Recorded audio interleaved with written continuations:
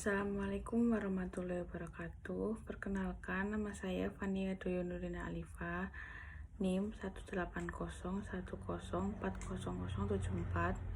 kelas 6B PPSI.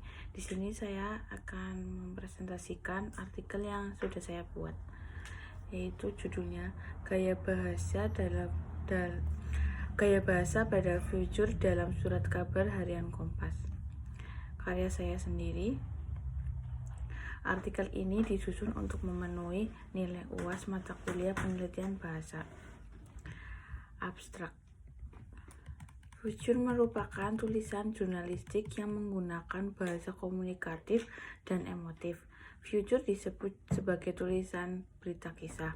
Tulisan future yang termuat di harian Kompas selalu menampilkan kisah yang dapat menginspirasi pembaca. Gaya penyampaian tulisan future berbeda dari tulisan jurnalistik lainnya. Gaya penyampaian tersebut menjadi salah satu hal yang menarik untuk dicermati. Gaya yang dimaksud adalah bagaimana cara penyampaian penulis terhadap tulisan agar pesannya sampai pada pembaca. Rancangan penelitian yang digunakan adalah kualitatif. Jenis penelitian yang dipilih adalah deskriptif, yakni peneliti menguraikan secara detail tentang data. Pendekatan yang digunakan untuk meneliti adalah bidang ilmu semantik. Data penelitian diperoleh dari penggunaan diksi yang dipilih oleh penulis. Sumber datanya diambil dari tulisan future yang termuat dalam surat kabar harian Kompas. Pengumpulan data menggunakan teknik simak dan teknik catat. Hasil dan pembahasan mencakup hal-hal yang dilatar belakangi oleh bagaimana gaya penyampaian penulis. Hasil penelitian ini bertujuan untuk menganalisis jenis gaya bahasa dan makna apa saja yang muncul dari pemanfaatan gaya bahasa dalam future pada surat kabar harian Kompas. Kata kunci: future, semantik, gaya bahasa. A. Pendahuluan. Kata semantik adalah bahasa Indonesia. Kata semantik dalam bahasa Indonesia berasal dari bahasa Yunani, yaitu semak, yang artinya kata benda yang berarti tanda atau lambang. Kata kerjanya adalah semaino, yang berarti menandai atau melambangkan. Yang dimaksud dengan tanda atau lambang di sini sebagai padanan kata semak itu adalah tanda linguistik. Menurut buku Perancis Signe Linguistico, seperti yang dikemukakan oleh Ferdinand de Saussure tahun 1966, yaitu yang pertama, komponen yang mengartikan yang berwujud bentuk-bentuk bunyi bahasa, dan yang kedua, komponen yang diartikan atau makna dari komponen yang pertama itu. Kedua komponen ini merupakan tanda atau lambang, sedangkan yang ditandai atau dilambangi adalah sesuatu yang berada di luar bahasa yang lazim disebut referen atau hal yang ditunjuk. Menurut Abdul Khair tahun 2013 pada bukunya halaman 2. Kata semantik itu kemudian disepakati sebagai istilah yang digunakan untuk bidang linguistik yang mempelajari hubungan antara tanda-tanda linguistik dengan hal-hal yang ditandainya. Atau dengan kata lain, bidang studi dalam linguistik yang mempelajari makna atau arti dalam bahasa. Oleh karena itu, kata semantik dapat diartikan sebagai ilmu tentang makna atau tentang arti, yaitu salah satu dari 3 tataran analisis bahasa, yaitu fonologi, gramatika, dan semantik. Istilah semantik dalam sejarah linguistik ada pula digunakan istilah lain seperti semiotika, semiologi, semasiologi, sememik, dan semik untuk merujuk pada bidang studi yang mempelajari makna atau arti dari suatu tanda atau lambang. Namun, istilah semantik lebih umum digunakan dalam bidang linguistik karena istilah-istilah yang itu mempunyai cakupan objek yang lebih luas, yakni mencakup makna tanda atau lambang pada umumnya, termasuk tanda-tanda lalu lintas, kode Morse, tanda-tanda dalam ilmu matematika.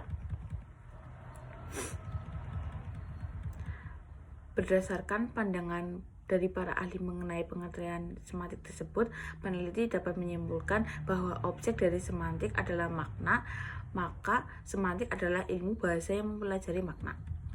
Future memiliki arti yang luas. Setiap ahli memiliki pandangan sendiri dan berbeda secara umumnya. Secara umum, menurut Putra tahun 2008 pada bukunya halaman 82 mengatakan bahwa future sebagai karangan khas.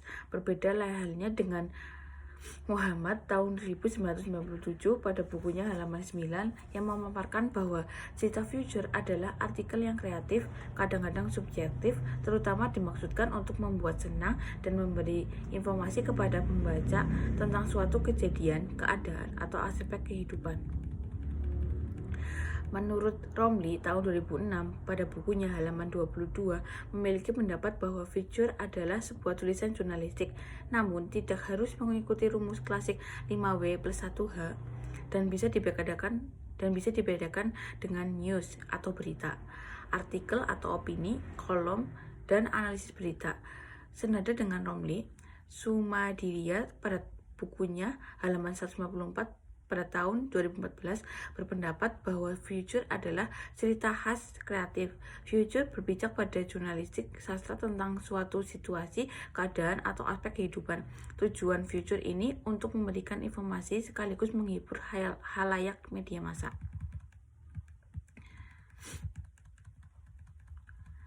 Yang B. Metode penelitian. Dalam penelitian ini, peneliti menggunakan metode AGI atau metode distribusional untuk mengolah data-data yang diperoleh. Metode distribusional menggunakan alat penentu di dalam bahasa itu sendiri.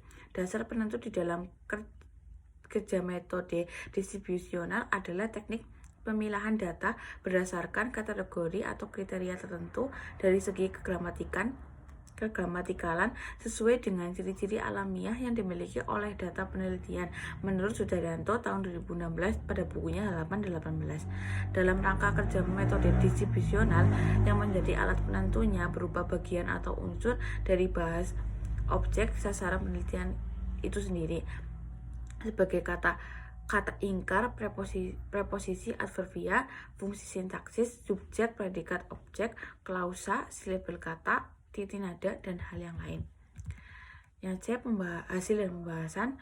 Dalam future sosok yang peneliti analisis, peneliti menggunakan 14 jenis gaya bahasa yang meliputi gaya bahasa perumpamaan, gaya bahasa metafora, gaya bahasa personifikasi, gaya bahasa antitesis, gaya bahasa pleonasme, gaya bahasa hiperbola, gaya bahasa litotes, gaya bahasa paronomasia, gaya bahasa paradoks, gaya bahasa klimaks, gaya bahasa sinisme, gaya bahasa metonomia, gaya bahasa alusi, dan gaya bahasa eufemisme.